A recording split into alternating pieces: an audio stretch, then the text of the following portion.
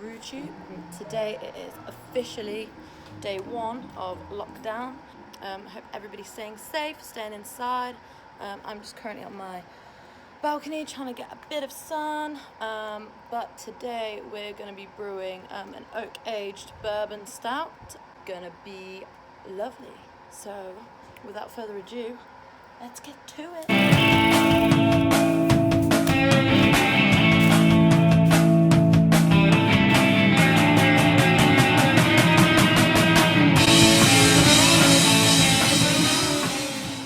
So we're gonna go ahead and fill this baby up with 24.6 litres of water and then heat her to 65.5 degrees.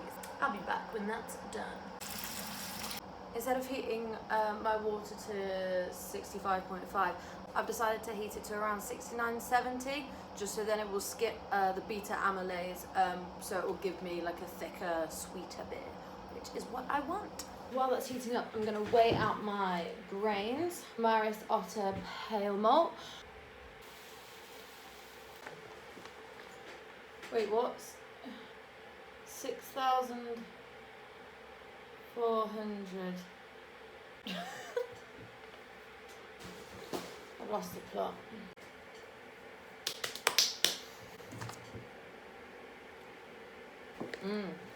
Roasted. Let's try the different. This one's not as roasty as that one.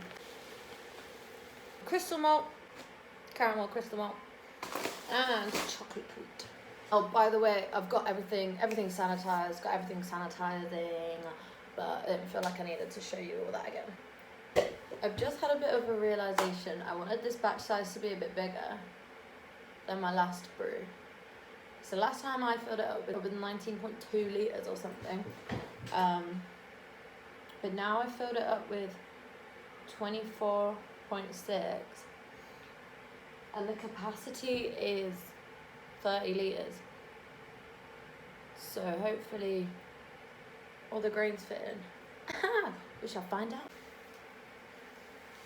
Why do my scales have to have a panic attack? As you can see, I like to be very precise. Also, I get all my grains from the malt miller online, although I had to get the chocolate wheat from a different place because they didn't have it. So I'm just waiting for the water to finish heating. I think it's on like 66 now, so nearly there. And then we're gonna add the grains, so that'll be great. I hope you guys are finding fun and creative things to do during this time. I'm super happy that I still get to brew, got loads of time to brew, so I'm trying to get as many beers done as I can. I've bought a new fermentation vessel so I can have more than one fermenting at once, which is fun. So it's reached 70 and now we're ready to add the grains. Honestly, I need to get a tripod because currently this is my setup. 2 bricks on a chair, top quality. I don't know if you remember about me complaining about my shitty, flexible, flimsy mash paddle, and I really wanted a stainless steel one. I wish I had a metal mash paddle, that would be way better, but my mum sent me one in the post. Shout out to Louise. I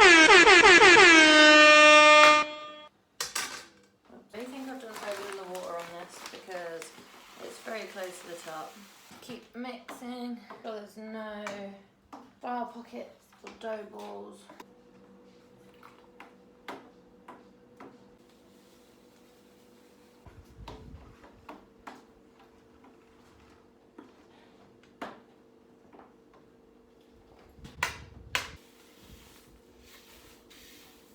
Oh, you know what? This is so full. Oh well. Even when I had the issue last time with the stuck mash, we managed to get over it. And you know what? It was a good beer, especially for my first brew. And everybody who tried it really enjoyed it and said it was really, really nice. And that's including the brewers from my work. So, right, so it's currently this full. Way too much water. Because I was being greedy and I wanted more, but what can you do? And I've still got that much to add, and that. Got in literally as most of the grain as humanly possible. I have also just realised that I've filled it above the drainage line. Actually, it might be okay. Now we're going to remove the grain stopper, put on the perforated plate and see if it recirculates and mashes. Excuse me.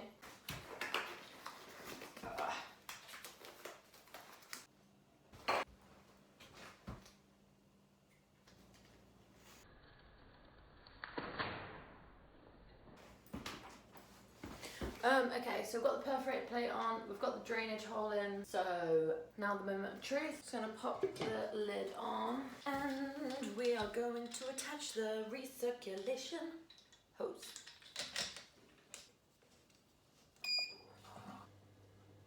I mean, it's not overflowing yet.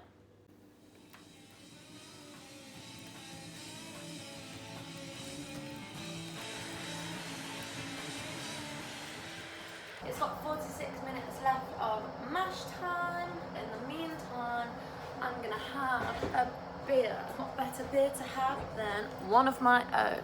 So this is from my previous brew, New England IPA, and some labels that I made for that.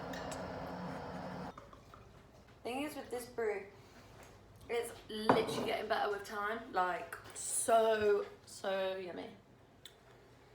Some of you are probably wondering, well, I don't know if you are, but some of you might be wondering, how is Liv gonna make this oak aged stout? Like, does she have an old bourbon oak barrel lying around? And I wish the answer to that was yes, but it's not, unfortunately. So what I have got is some medium toast oak chips.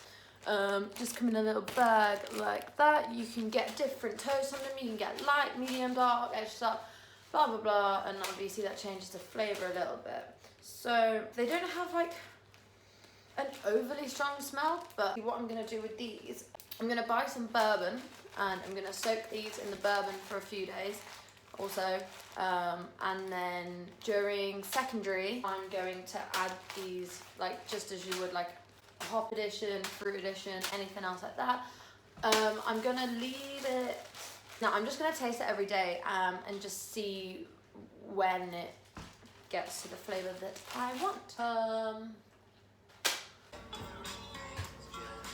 Of course I'm wearing my brew shoes.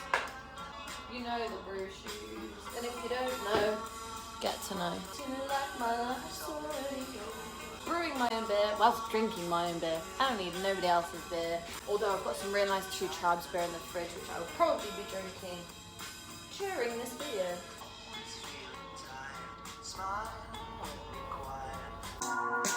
Come and join me in isolation, brewing lovely beer.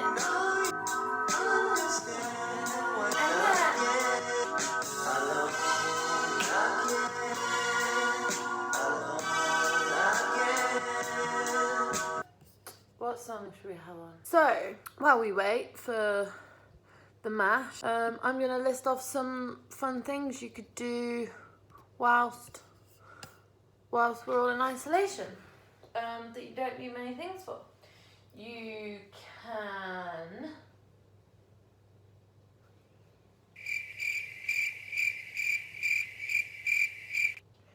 can perform a fashion show with your flatmates, do a seance, start a cult, write poems, get drunk, bake a cake, eat fruit, and an instrument.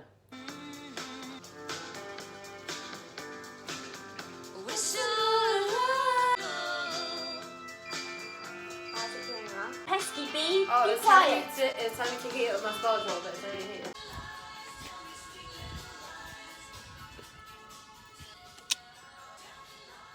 Got 8 minutes left of mash, 7 minutes left.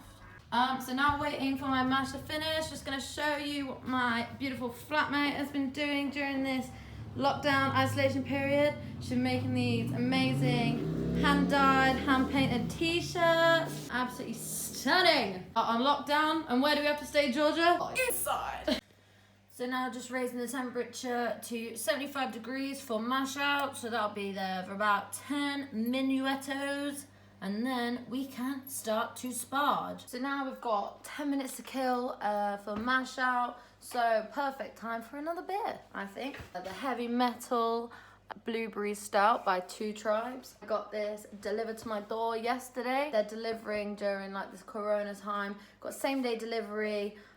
So it was super cute, super nice. Always love the packaging of Two Tribes. I had the passion fruit goza yesterday and that was absolutely gorgeous. It was so good. Probably, like, I love passion fruit, I love sours. Like, it really hit the spot. Oh, it's got a beautiful color to it. The head on it is like quite a pinky orangey color, which is really nice. Oh, it's got a lovely sweetness to it. Oh wow. So there's quite a for me personally, there's like, it's like tartness from the blueberries, like really nice amount of blueberry coming through there. You get the dry roast there as well. That is absolutely freaking gorgeous. Got a really nice balance of like slight tartness, like sweetness, but also really well balanced with the roast on this. Really smooth, really easy drinking for a stout, not too heavy at all. It's 4.7%. That is a stunning beer. Holy mother, that is bang on the money. Thank you, sir.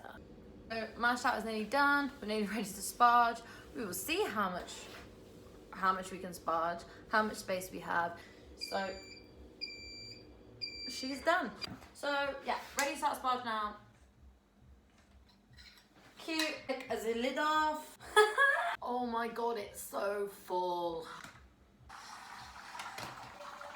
Bro, that was heavy. So we're just gonna let that all drain off. We'll see what the levels are and then see how much we can sparge. We'll see. Look how pretty it is. Okay, so now we are ready to sparge.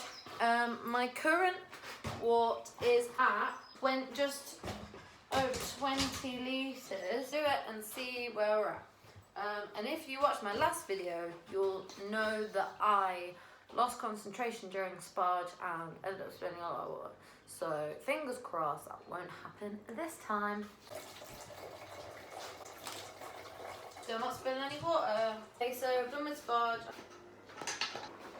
Okay, so we've got about 25 litres. I'm gonna take a gravity reading. Just gonna let that get to boil. And once that's got to boil, it's gonna boil for an hour. And I'm gonna get my hops ready. So I've just weighed out my hops. I'm doing 60 grams of East Kent Goldings, and that's at first wort. So we're just starting to boil now. It's gonna be boiling for an hour. I've added my hops to first wort. So the wort's just boiling. I've taken a sample. We're gonna do a gravity reading. Just want to let that get to 20 degrees, just so I can take an accurate reading. This sample has cooled down. Now just gonna pour it into here. Not gonna smash it this time.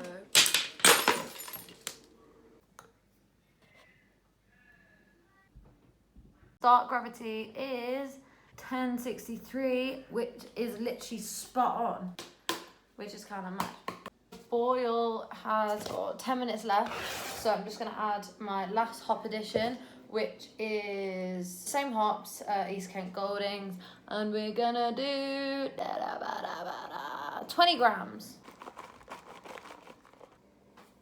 They go. Most lovely boil. Beautiful cauldron. So boil is now finished. I'm just gonna remove the hops.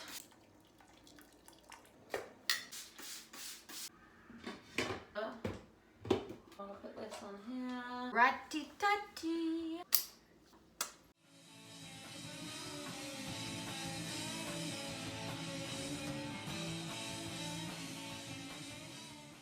Now I'm making a yeast starter. I've never made one of these before. This is the liquid yeast from White Labs. There's different ways of doing this. I'm not doing it the way that they have suggested because I don't have the stuff to do that. What I've got is I boiled some water and put it in a sterilised jug, just a bit, and I've added a bit of my wort as well, and I've just let it cool to below 30. I need to add this yeast.